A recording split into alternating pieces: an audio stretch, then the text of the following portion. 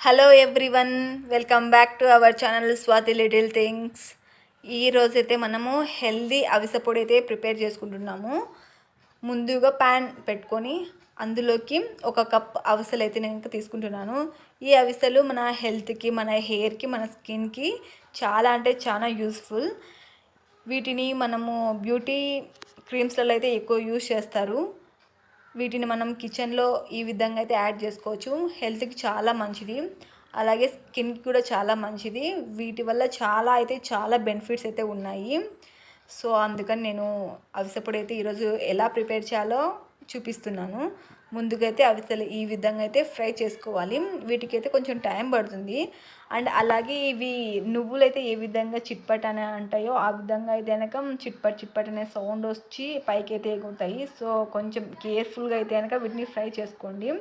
మంచిగా కొంచెం రెడ్డిష్ కలర్లో వచ్చినంత వరకు అయితే ఫ్రై చేసుకోవచ్చు. ఇవి ఎగిరి పడకుండా మనం ప్లేట్ అయినా పైన పెట్టుకోవచ్చు, లేకుంటే ఇలాగైనా కూడా మనం ఫ్రై చేసుకోవచ్చు. చూడండి ఏ విధంగా వచ్చాయో, మంచి రెడ్ కలర్లోకి వచ్చాయి, అలాగే ఫ్రై అవుతున్నాయి. సో ఇంతవరకు మనం ఫ్రై చేసుకుంటే సరిపోతుంది. వీటిని అయితే మనం ఫ్రై చేసుకొని పక్కనైతే పెట్టుకోవాలి. అలాగే మనం ఇందులోకి ఒక కప్ మనం అవిసెలు తీసుకున్నాం కాబట్టి 1/2 కప్పు మనము శనక్కాయలు తీసుకున్నాము. అలాగే 1/2 కప్పు వచ్చేసి కందిబ్యాళ్ళు తీసుకోవాలి. అలాగే ఇంకొక 1/2 కప్పు వచ్చేసి శనగబ్యాళ్ళు అయితే నేను తీసుకుంటున్నాను. ఈ మూడింటిని మంచిగా ఫ్రై చేసుకోవాలి.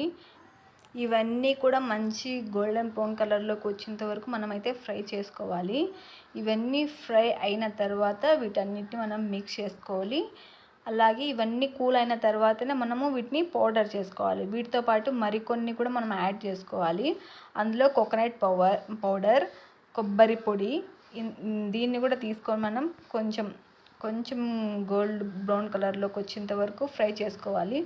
కొబ్బరి వేసుకుంటే మంచిగా పొడి అనేది మెత్తగా కాకుండా మంచిగా అవుతుంది. సో అందుకని నేనైతే కొబ్బరి పౌడర్ తీసుకొని దాన్ని కూడా వేడి చేసి ఇందులోకి అయితే మిక్స్ చేసుకుంటున్నాను.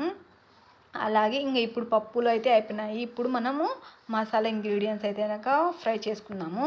ఇందులో ఫస్ట్ వచ్చేసి కొన్ని మెంతులు యాడ్ చేసుకున్నాను. అలాగే బాదం పప్పులు అయితే యాడ్ చేసుకుంటున్నాను. ఇవి ఆప్షనల్, నాకు ఇష్టం కాబట్టి నేనైతే ఇందులో యాడ్ చేసుకుంటున్నాను. ఇది మీ ఇష్టం, మీ చాయిస్. బాదం పప్పులు అయితే మీరు స్కిప్ చేయాలనుకుంటే స్కిప్ చేయొచ్చు. అలాగే కొన్ని నువ్వులు, తెల్ల నువ్వులైనా మీరు యాడ్ చేసుకోవచ్చు, నల్ల నువ్వులైనా యాడ్ చేసుకోవచ్చు. ఇప్పుడు నా దగ్గర అయితే కనుక నల్ల నువ్వులు ఉన్నాయి, తెల్ల నువ్వులు లేవు. తెల్లవి యాడ్ చేసుకుని చాలా మంచిది. సో నేను కొంచెం కాల్షియం కావాలి కాబట్టి కొద్దిగా నల్ల నువ్వులు అయితే యాడ్ చేసుకున్నాను. అలాగే ధనియాలు కంపల్సరీగా అయితే యాడ్ చేసుకోవాలి. ఇవన్నీ మనము మంచిగా ఫ్రై చేసుకోవాలి. మంచిగా ఫ్రై చేసుకొని వీటన్నీ కూడా కూల్ అయ్యేంత వరకు మనం సపరేట్ చేయాలి. ఇవి వేడి పైన అయితే మనం మిక్సీలో అస్సలు వేయకూడదు. స్పైసీ కోసం వట్టి మిరపకాయలు వేయాలి. అలాగే కంపల్సరీగా తెలవాలి అయితే కనుక మనం ఇందులో కంపల్సరీగా వేయాలి. కొంచెం ఎండుమిర్చి కొంచెం బ్రౌన్ కలర్ వచ్చేంత వరకు అయితే నేను వేయించుకున్నాను. తర్వాత వీటిని ఇంకా స్టవ్ ఆఫ్ చేసి వీటన్నిటిని కూల్ చేయాలన్నమాట. ఇవి వేడిగా ఉన్నప్పుడు అస్సలు వేయకూడదు. టోటల్గా కూల్ అయిన తర్వాతనే వీటన్నిటిని మిక్సీలో వేసి గ్రైండ్ చేయాలి. మంచిగా మెత్తగా పౌడర్ అయ్యేంత వరకు మనం వీటిని వేసుకోవాలన్నమాట. చూడండి అన్ని ఇంగ్రీడియంట్స్ ఇలా ఒకసారి మిక్స్ చేసి మనకు తగినంత సాల్ట్ మిక్సీలో యాడ్ చేసుకొని ఇప్పుడైతే మనము పౌడర్ అయితే రెడీ చేసేసుకుందాము.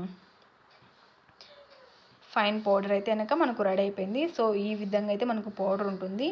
ఈ పౌడర్ వచ్చేసి మనం ఇడ్లీలోకి, ఉప్మాలోకి, కర్రీస్లోకి, వేటిలోకి అయినా కాంబినేషన్ చాలా బాగుంటుంది. మంచిగా ఇది ఒక 6 months వరకు అయితే కనుక స్టోర్ ఉంటుంది. ఇది పాడైపోతుందన్న టెన్షన్ అయితే ఏం లేదు. ఇలా ఒక కంటైనర్లో స్టోర్ చేసుకొని మనకు కావాల్సినప్పుడు మనము యూస్ చేసుకోవచ్చు. వేడివేడి అన్నంలో నెయ్యి వేసుకొని తింటే చాలా బాగుంటుంది. ఇలాంటి మరిన్ని వీడియోస్ కోసం ప్లీజ్ మన ఛానల్ని లైక్ చేయండి, షేర్ చేయండి, అలాగే సబ్స్క్రైబ్ చేయండి. Thank you for watching.